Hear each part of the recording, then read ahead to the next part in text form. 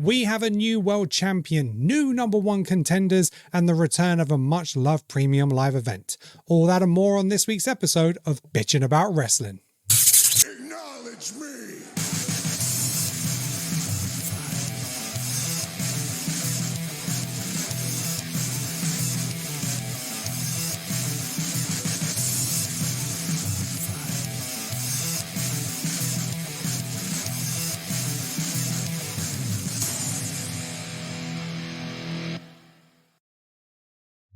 Hello wrestling fans, I'm your host Kenan and welcome to the new episode of Bitchin' About Wrestling, your weekly show covering everything WWE. Joining me today on the show is absolutely nobody. Everybody from the Bitchin' About Wrestling team and the Creative Control team was busy today, so unfortunately it is just me talking to you about wrestling. I hope that's good enough. I hope you're going to stick with me and the show. I'm going to be covering everything that happened on Raw and SmackDown in the last week. We'll also be touching on the WWE Draft that is upcoming in the next week. And so there's lots to cover. But first of all, let's talk about the big news. So the first big news of this week is we have a brand new Women's World Heavyweight Champion. And that is, surprisingly, Becky Lynch. This was not on my bingo card. This was not on the horizon for me at all. I did not see this happening. If you listened to the last episode, we talked about potentially who would be coming into the main title frame with this match coming up on Monday Night Raw.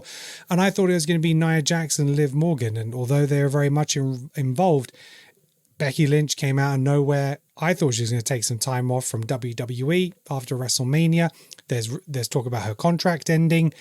There is just so much there that I didn't expect. But hey, it's in safe hands. It's a pretty safe bet by WWE. So first of all, let's cover the main event of Raw and talk about that Women's World Championship win. So the main event of Raw was the Women's World Championship Battle Royale. It's the first time in 17 years that the World Heavyweight Championship has been decided by a Battle Royal. There's been other variations of it. But I thought it was a strong idea. We talked about we would have done sort of like more of a tournament. But with the reveal of our second big news, which I'll come on to, this kind of made a lot of sense. And we were introduced to it with some backstage interviews of the superstars participating in the match. It was pretty much most of the superstars from Raw.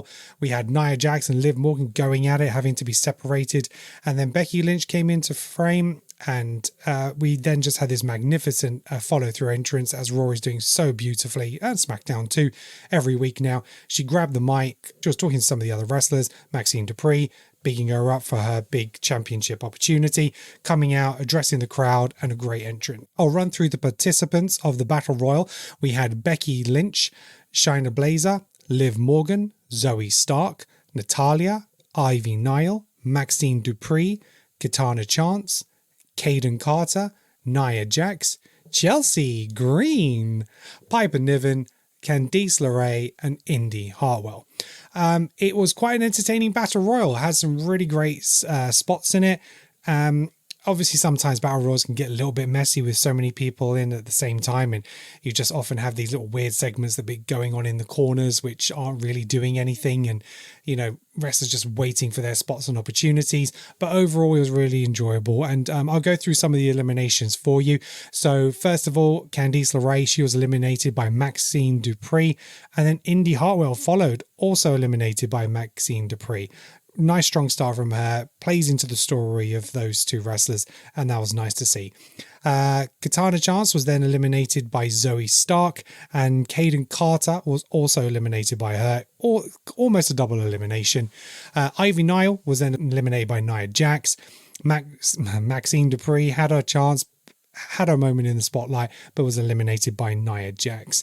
Piper Niven then was eliminated by Becky Lynch, and this kicked off a string of events within the Battle Royal. So Piper Niven was actually given a solid moment. She was really upset that she got eliminated from the Battle Royal, and she dragged Becky out after she eliminated her and, threw her into the steps, did a rolling charge at her, and then put her onto the announcer's table. But before she could pull off any move, Chelsea Green got in trouble with Nia Jax in the ring. She was called out to her, and Piper Niven went over and dragged Nia Jax out of the ring to help Chelsea Green. Big mistake. Nia then ended up destroying Pippin.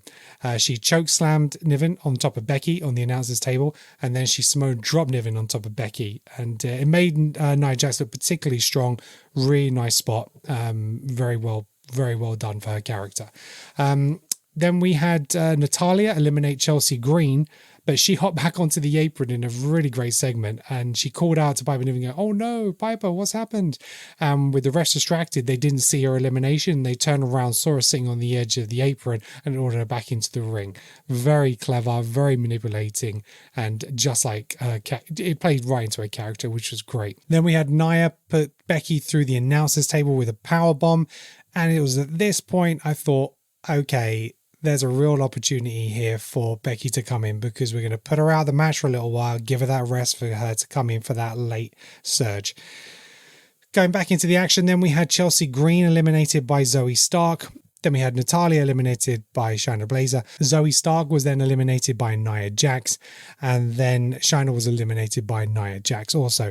Nia Jax, as you would expect, in like very much similar to the Royal Rumble, she came across very strong, very dominating.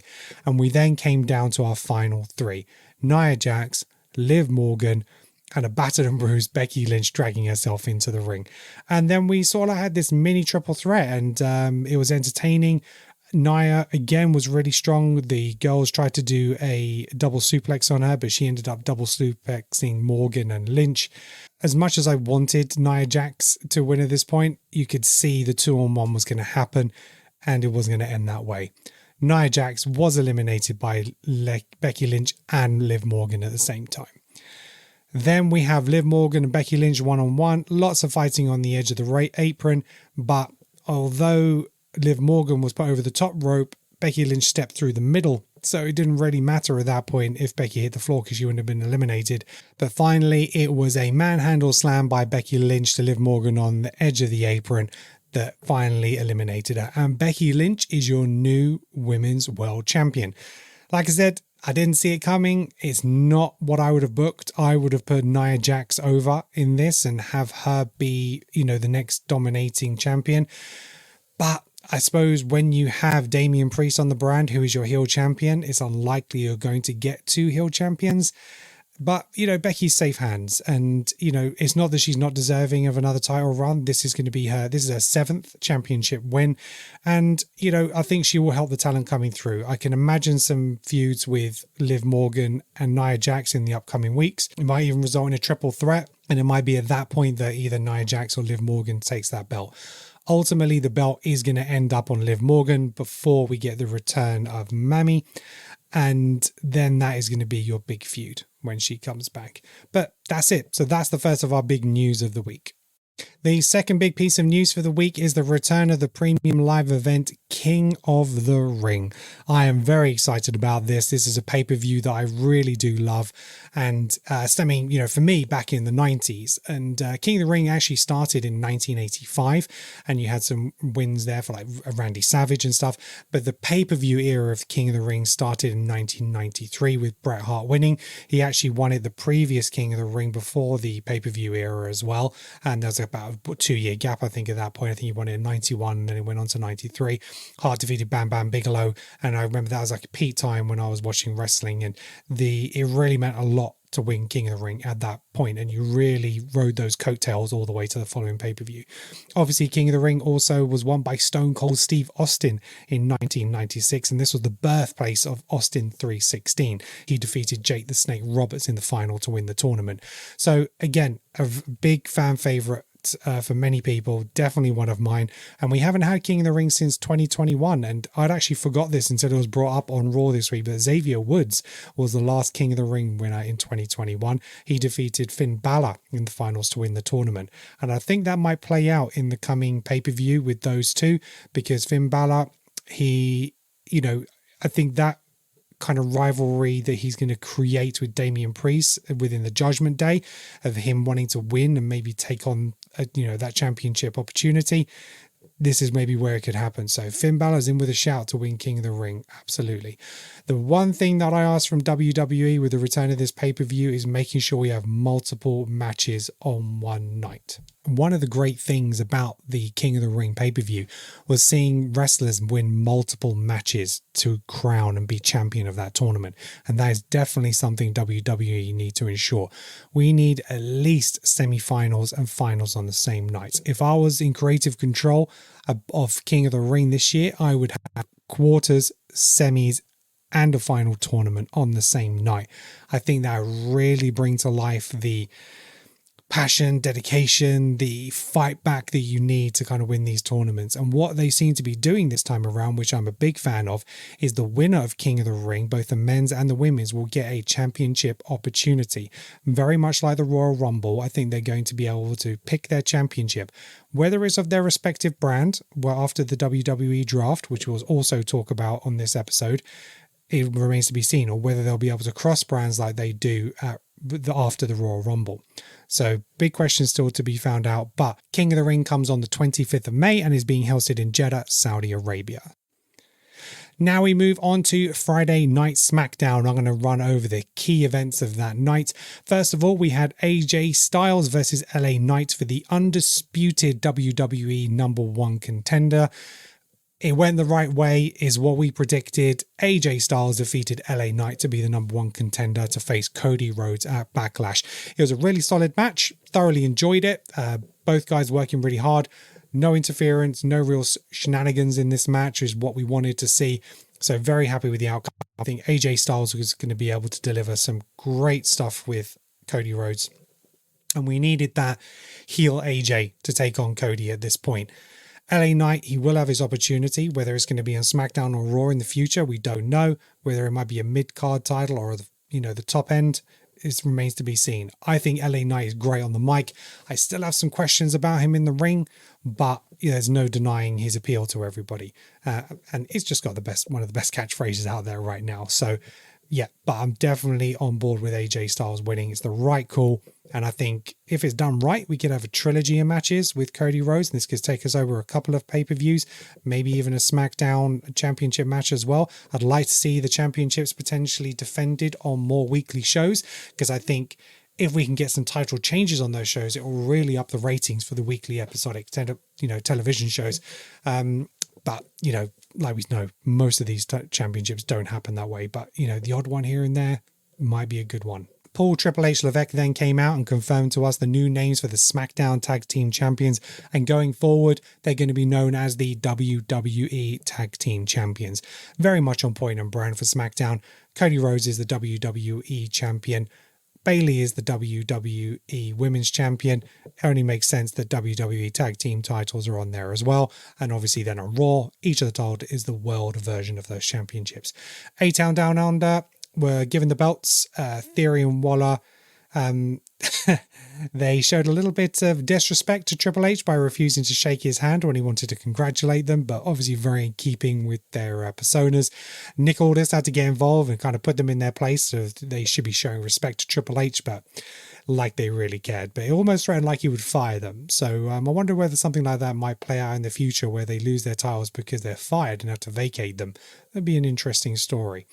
They moved on to the announcers table as we then had a fatal four-way match for the number one contenders for the WWE Tag Team Championship.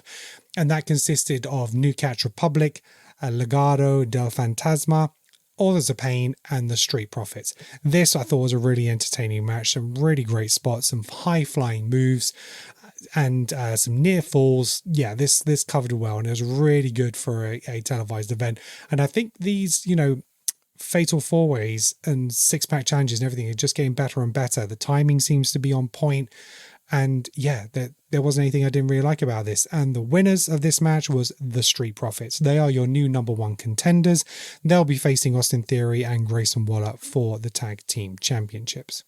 We then moved over to some more Bloodline storyline. We have Solo Sikoa really kind of stepping up and being the leader of the Bloodline, whether it's because of the absence of Roman Reigns or whether he just wants to take ownership of them because of the consequences that he feels that Roman Reigns should have for losing to Cody Rhodes at WrestleMania. But ultimately, Sissoko isn't great on the mic, and he is having to just use Paul Heyman effectively to get over everything that they're talking about. And that's exactly what Paul Heyman does best. His facial expressions, his body language, showing the fear towards Solo is just brilliant. And he's telling the story even when he's not on the mic. And Tama Tonga, he looks like an absolute beast. For most of the show, they were trying to hunt down Kevin Owens for showing them disrespect to the bloodline. And while Solo was he started on a little bit of a speech in the ring. He kept cutting it down because the crowd were booing, and it was nice to see him play into that. But it also demonstrated a little bit that, for me, he doesn't almost have the confidence yet to just speak over a booing crowd. So as much as he was playing into it, I would just like to see him take more authority. But, he needs to get on the mic more because we just haven't had that from him in the past. And he doesn't need to be as good a talker as Roman Reigns. He can be a guy who talks with his fists, but he's going to have to back that up with some matches because at the moment, Solo leading the bloodline, yeah, I understand it. But as a solo performer, he hasn't really delivered many big wins. He's taken losses and, yes, he got a result over Cena, but to me, he's not that authority figure he needs to be yet. And I'd like to see him dominate and have some big matches where he takes people out to really build him up as a character. Tama Tonga, though, absolute beast. He absolutely tore Kevin Owens to shreds. Kevin Owens showed some great tenacity and keep coming back and trying to fight them on his own, but it was all about the bloodline here.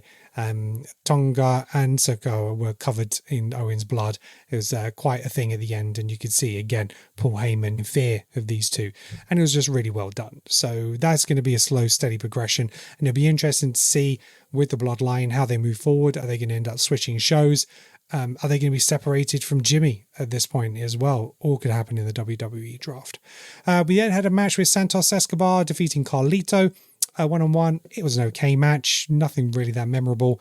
Carlito was distracted. Santos took advantage of that and took the win. I don't really see the point of where this faction they keep on fighting. I'd imagine it's going to disappear at the end of the draft, but I thought it was going to be done when it came to WrestleMania, but that just doesn't seem to be the case, and just kind of dragging out now. We then had a Cody Rhodes promo with the build up to Backlash. He wasn't at SmackDown this week, but he said that AJ Styles was a formidable opponent. He's got an unprecedented reputation in the game, and he's a modern excellence of execution. And he says AJ rarely misses, but neither does he. So that, again, like I said, it's going to be a great match. I'm really looking forward to it. They did announce that there is going to be a contract signing on SmackDown next week, so we will see Cody Rhodes and AJ Styles face to face in the ring, and it's bound to end up in tables being flipped and a fight with security coming out. It's a contract signing. We know what to expect. We then move on to the main event, the WWE Women's Championship match between Bayley and Naomi. This was very much Bayley giving an opportunity to her friend who she thinks deserve it. Apparently that's how we do it these days in terms of picking who your opponent's going to be. But we did get a glimpse before the match of Damage Control up in the stands watching the match, and they were talking about how they still were tag team champions, and then Jade Cargill and Bianca Belair come out sitting just opposite them, and they're mouthing off at each other. So that's the setup for that tag team championship match. I'm not sure exactly when they're going to get it. It's maybe in time for Backlash. It still could happen. They could set it up next week, but with everything happening with the draft, I'm not too sure. But they do still need to add stuff to that pay-per-view, so we will see. It was a decent match between Bayley and Naomi. Fairly decent spots, some near pins, but the match really wasn't about them. It was all about Tiffany Stratton.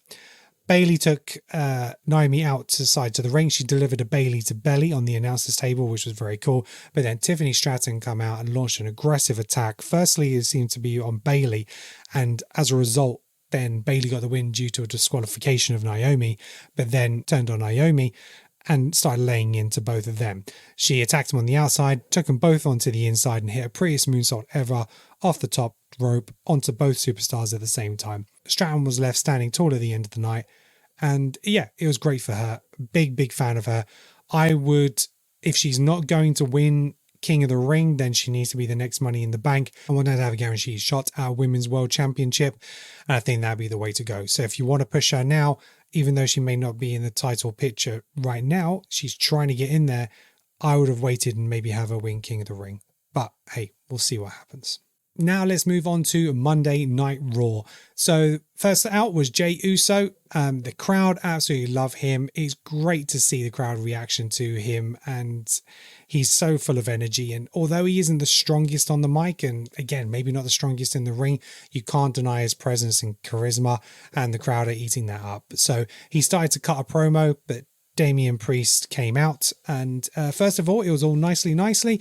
Damian Priest said that, they'd had some matches in the past and that Jey had whooped him, and Jey had also said that he thought that they were going to be next in the business, and Damian Priest quite rightly points out that he was next and not Jey Uso.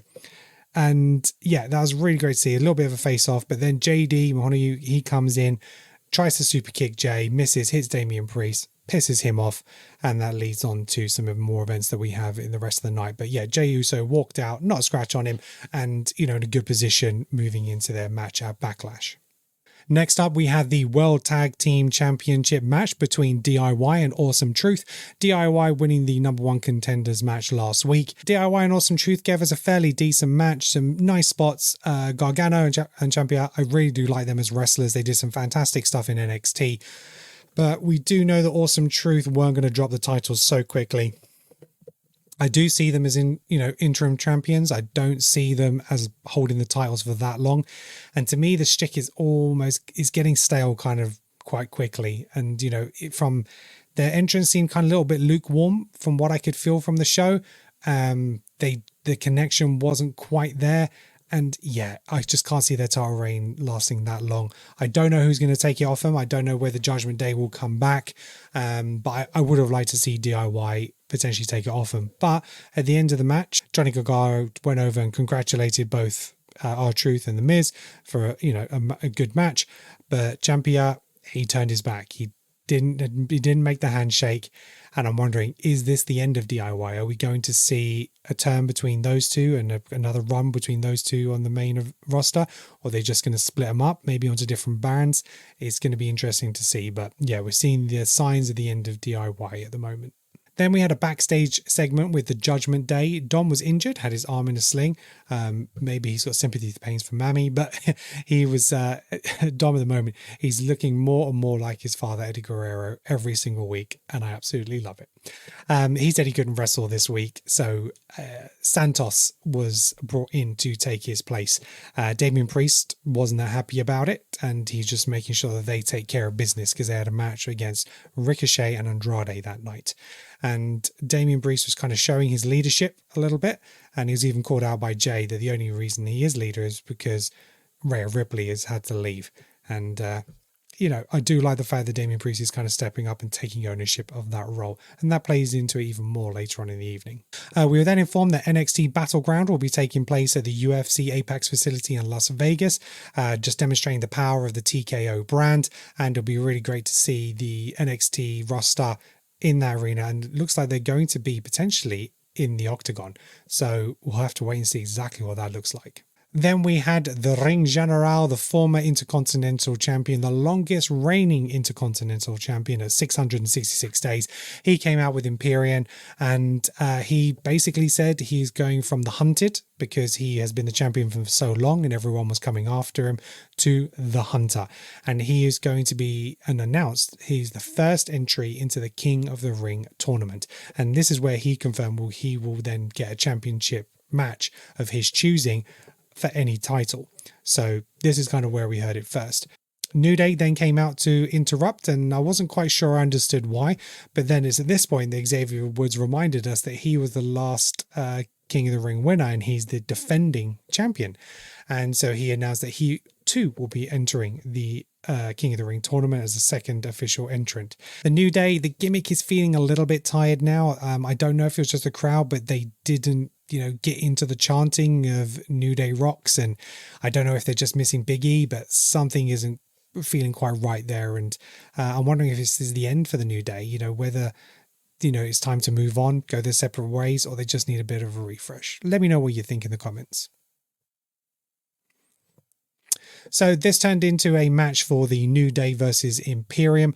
The Gunther said this was beneath him to be able to deal with them, so he put his minions on them. It was a decent match, and New Day got the win. But what is basically the fallout of this match, which was the most important. And Gunther was disgusted with Imperium. And Ludwig Kaiser turned against his Imperium tag partner, Giovanni Vinci, and beat him up.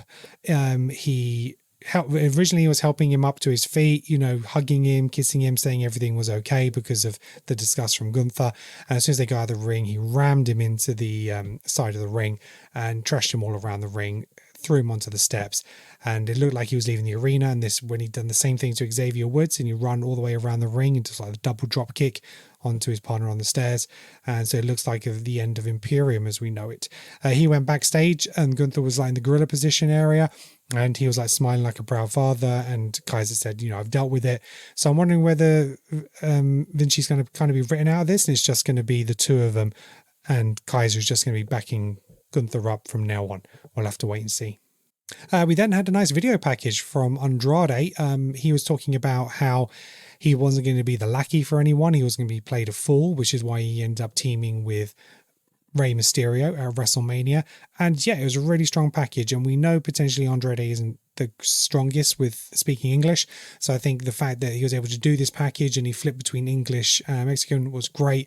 And I think, he's got real potential. And I think they could definitely be utilizing him more in WWE. And I think a real push isn't too far away from, happening. Drew McIntyre then come out to the ring, and he basically said he was surrounded by cowards and opportunists. And, Damian Priest was a coward because he hit him from behind with the belt. CM Punk was a coward because he attacked him from behind both at WrestleMania and then the number one contenders. And he was basically saying none of it is his fault, why he isn't champion. And he was interrupted by Sheamus. He came out, and it was good to see Sheamus on the mic. He made his appearance last week, but we didn't hear anything from him really.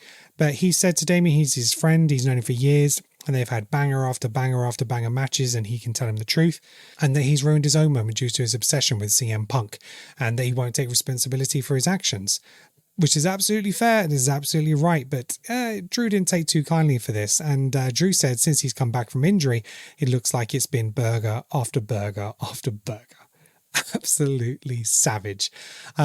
We did mention on the show last week that Sheamus did look like he had some ring rust and he wasn't quite ready. But unfortunately, he got a lot of fat shaming online with some photoshopped images of him. And yeah, it was really not pleasant. And, Sheamus had to come out on social media and actually point out these images were changed. And then he was actually called up early and is still working on his fitness. So he was a few weeks away actually from where he thought he was going to be coming. I pretty much thought maybe he thought he was going to be coming back for the draft, and it might have been a surprise then. But, he has come back, and, his response to Drew was he can lose the weight, but Drew can't lose stupid, which is a fair comeback.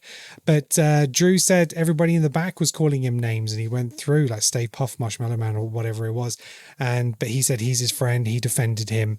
But in the condition he's in, he's not worth it. So basically making out you're not fit, you're not healthy, you're overweight, and you're beneath me, and I'm not going to wrestle you. But I've got your back because I'm your friend, and I'm going to sit ringside while you had a match. So then Sheamus and Shinsuke Nakamura had a quick match. It was a fairly quick win for Sheamus. He did look out of breath. He did look tired, but Sheamus often looks like that from a match. Even when he was at his, most in shape, he's a big guy. There's a lot of muscle that he's, shifting around that ring. But he picked up the win and looked quite strong for it. Shinsuke, something needs to happen there. His character, his style, the threateningness of him there is just not there like it once was, and they need to do something to mix it up. So maybe changing roster or getting him in with some different feuds is the way to go, but we can't have him just taking fairly quick wins against Sheamus. That ain't right for Shinsuke. Sami Zayn was then being interviewed backstage and about the attack from Chad Gable the previous week, but Bronson Reed then came out and said that he wanted a crack at that championship. Sami Zayn said anytime, any place. And Bronson almost took that literally and to a savage attack on Sami Zayn, absolutely beat him down. And Bronson looked good. He was aggressive, he was confident, and I really liked it. It was a strong segment for Bronson Reed, who I think again is a really strong talent that is should be in the Intercontinental title picture. And continuing with the Intercontinental Championship, Chad Gable came out with Alpha Academy in tow. The crowd did boo Chad Gable, and he's really leaning into the heel persona. Absolutely, I love it. hit Chad as a heel is spot on and very much reminds me of Kurt Angle at this point, especially with his mic skills in the ring. He explained his actions. I really liked his narrative that Sami Zayn was disrespecting him. He was just trying to take the loss. He was upset. He came, he put the title down in front of him, which kind of wound him up. He took it like a man, tried to celebrate in the ring, but then he went off and celebrated with his wife in front of him, and that wasn't on. And I totally agree. He talked about the fact that he should have been at WrestleMania. It should have been his moment, him facing Gunther, which I absolutely agree with. And that he wasted his time in training Sami Zayn instead of focusing on the championship. And to that point, he also said that he'd been wasting his time training a bunch of losers with the Alpha Academy, and he absolutely tore into each of them. And Maxine Dupree even said, pretty like a princess, but dumb as a bag of bricks or something like that. And he actually, ripped into an Otis as well. He's like, it's totally disappointing. And, he then at the end of it said, I'm only, this is why you joined the academy. It's for hard truths. It's to make you better. So he's giving himself excuses for talking to him like crap, which is great. And then he said he got them to commit that the focus needs to be on him and him winning the Intercontinental Championship, and that they would do whatever it takes to do that. And he forced Otis to say, whatever it takes. So he's trying to turn the Alpha Academy with him. Eventually, obviously, they're going to turn on him, but I'm really liking their narrative at the moment. And yeah, Chad Gable, I'm looking forward to see what he does. We then had a moment backstage with Dom and Liv. There's so much potential with this storyline. I would totally have Dom falling for Liv while Rhea Ripley is out of the picture. I think that'd play a fantastic narrative and drive Rhea Ripley mad even more when she comes back. Because again, I'd have the title on Liv by the time Rhea Ripley comes back. And you know what? I'd go all out. I'd have Rhea Ripley versus Liv in a ladder match for the hand of Dom. Why not? Take it all the way back to the contract of having Dom as the son of Eddie Guerrero and Rey Mysterio. He is on the line again between Rhea Ripley and Liv in a ladder match. Do it. Come on, WWE. Next match was Ricochet and Andrade versus Santos Escobar and JD from the Judgment Day. It was a great match. Again, Andrade looked strong. I think he's going to get a solid push. There should be a good feud with Dom on the horizon for the next few weeks. Yeah, solid match. Ricochet again is really good. JD takes amazing bumps and yeah, solid all around. Andrade looking particularly strong though. At the end of the match, Ricochet and Andrade are standing with their hands held up, and Damian Priest enters the ring and attacks Andrade and Ricochet, laying them both out, showing his strength and authority of leadership for the Judgment Day. I think it's a good choice rather than having the minions protect the leader, and he actually went over to Dom and JD and said, I don't need you, you need me. And I really like that standpoint from Damian Priest. It shows the strength. But ultimately, we know that's going to be his downfall. But I like the change up compared to what we had with the Bloodline, where Roman Reigns was very protected by the Bloodline. Priest is kind of stepping out, showing him how he's done, that he doesn't need them. But eventually, we know he's going to end up losing without them. And then we had the Women's World Championship Battle Royal, as we covered at the beginning. Becky Lynch is your new world champion. And that was the end of Monday Night Raw. It was then announced that next week on Raw, Logan Paul will be in appearance, and he's very much going to be building up his next match for King of the Ring in May. I don't see him defending the title before then, so that's going to be next. And he's a big draw over there, very much like when he's done the Crown Jewel and, events over there. Absolutely is going to happen. It was also announced that we're going to get a 6-man tag match with Jey Uso, Ricochet and Andrade versus Damian Priest, JD and Finn Balor, which will be great to see him back. He's just signed a new long-term deal with WWE as well. And like I said, a real potential for that King of the Ring win. Just moving on to NXT quickly, I'm just going to cover the events of the Spring Break-In 2024 Week 1 results. The NXT Women's Championships remains with the prodigy Roxanne Perez as she retained her title in a triple threat match against Lyra Valkyria and Tatum Paxley. The D'Angelo family defeated No Quarter Catch Crew in a 6-man tag match, and Jada Parker continues her rise by defeating Fallon Henley. Sol Ruka defeated a longtime rival Blair Davenport in a beach brawl match, which was basically a ring full of inflatables. Lexis King got one of his biggest wins with a defeat over Baron Corbin, and Trick Williams is officially the NXT champion after he dethroned Ilja Dragunov in the main event of the Spring Break-In Week 1. Finally, I'm going to be talking about the WWE Draft, which starts on SmackDown this week, and we have been notified the rules of the draft, and they are as follows. On SmackDown, there'll be 4 rounds, 16 total picks. On Raw, there'll be 6 rounds, 24 total picks. Champions on each brand are protected, so we're not going to have any champions moving from Raw or SmackDown to each other's brand. The women's tag team champions, however, are eligible as we only have 1 title across both brands. SmackDown will pick first this Friday and Raw will pick first on Monday. The rosters lock on Monday, May 6th. So as much as we'll be getting some picks on each of the shows, I'd imagine we'll get some offline picks which will be announced via WWE.com and social media. Both the general managers of Raw and SmackDown have announced on social media who is available for the WWE Draft.